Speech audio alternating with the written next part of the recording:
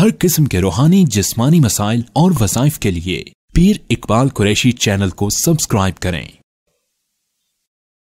नहमदुहु व नुसल्ली व नुसल्लिमु अला रसूलिहिल करीम अम्मा बअद फ़अऊज़ु बिल्लाहि मिनश शैतानिर रजीम बिस्मिल्लाहिर रहमानिर रहीम।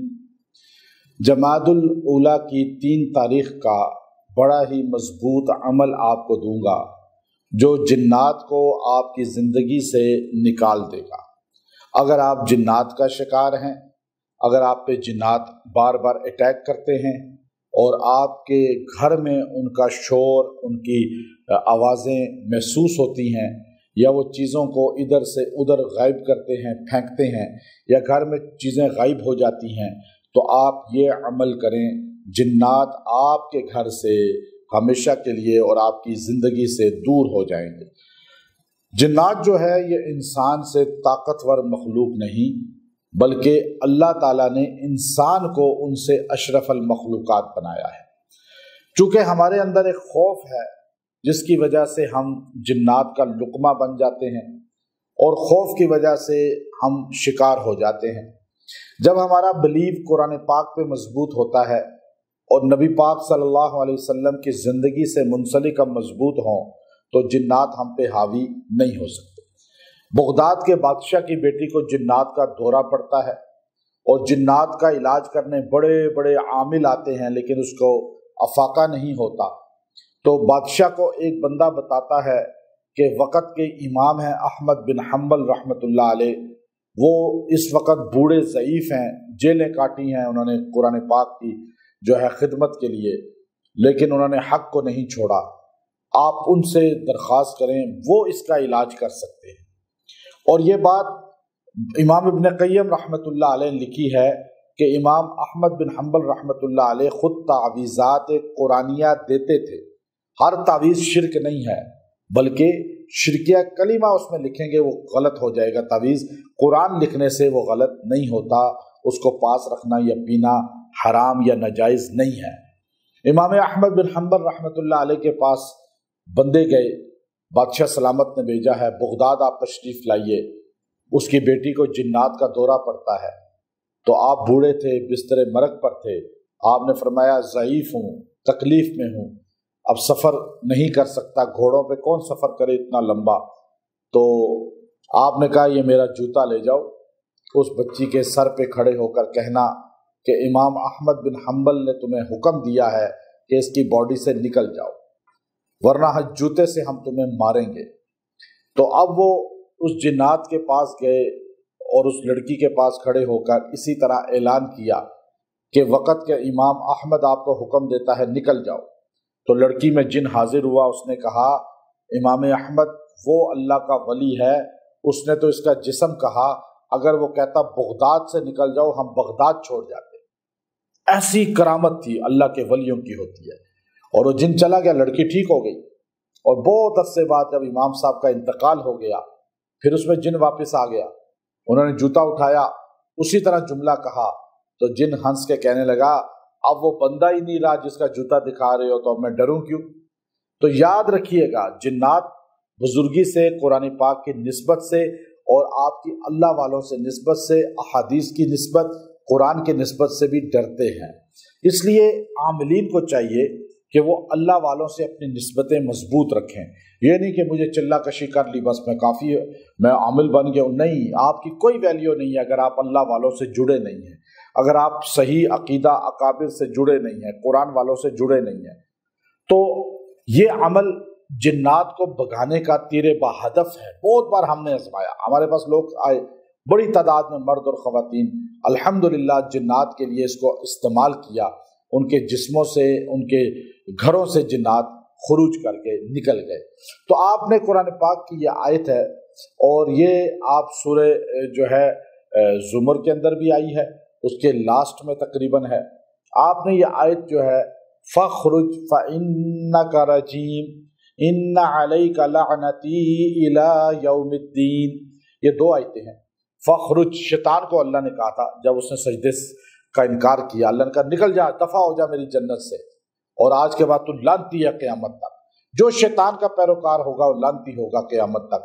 तो अल्लाह ताला उससे कहेगा निकल, फखरुज, इसके जिस्म से निकल जा। तो आपने ये दो आयतें पढ़नी है, फखरुज फइन्नका रजीम इन्ना अलैका लअनती इला यौमिद्दीन।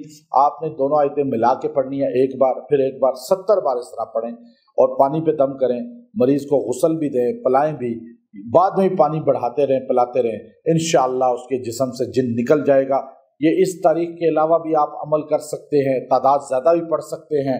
और जिसको जिन्नात बार बार तंग करते हैं वो चलते फिरते भी ये दो आयतें पढ़ता रहे, इंशाअल्लाह जिन्नात निकल जाएंगे। फखरुज आप उन्हें हुक्म दे रहे हैं अल्लाह के कुरान की आयत से, इंशाअल्लाह अफाका होगा। जमादुल ऊला की 3 तारीख का बड़ा ही मजबूत अमल आपको दूंगा जो जिन्नात को आपकी ज़िंदगी से निकाल देगा।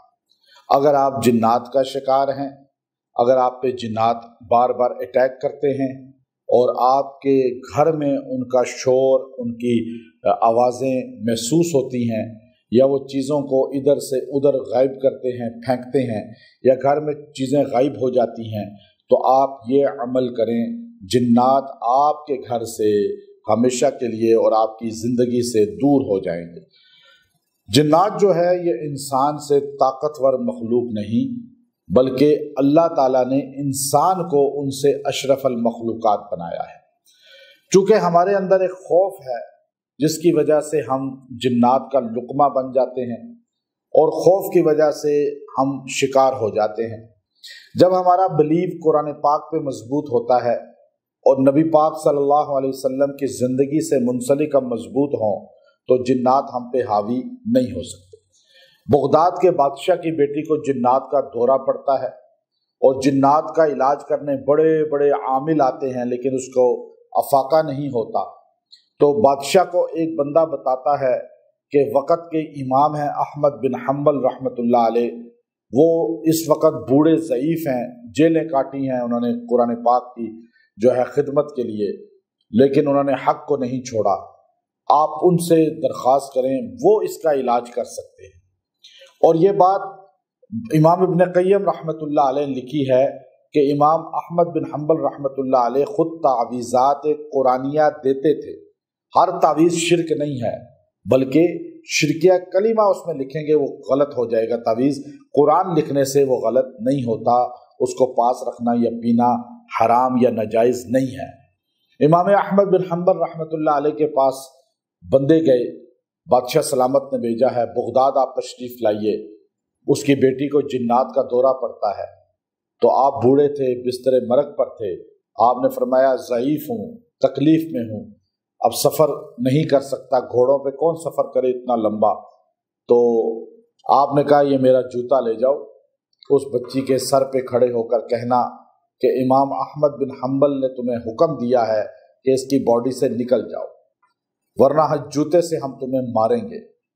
तो अब वो उस जिन्नात के पास गए और उस लड़की के पास खड़े होकर इसी तरह ऐलान किया कि वक़्त के इमाम अहमद आपको हुक्म देता है निकल जाओ।